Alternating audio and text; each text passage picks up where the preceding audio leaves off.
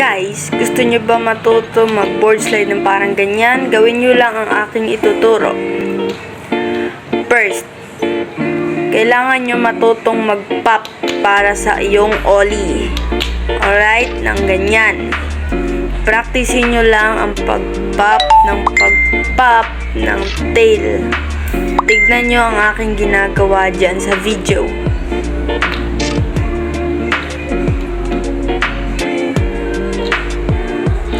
Kailangan nyo muna mag-pop ng tail, itaas ang dalawang daliri sa iyong grip.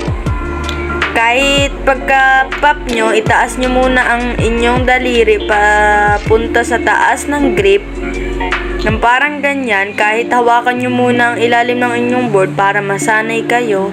Pagkatapos, practicein nyo lang yun ng practicein, at pag natapos na kayo, gawin nyo na ang aking ginagawa, ang pag-ikot ng board. Ganyan. At pagtapos nyan, gawin nyo yung pag-ikot lang sa kabila lang, hindi itutuloy. Parang ganyan. Pagtapos nyan, may board slide na kayo. Diba?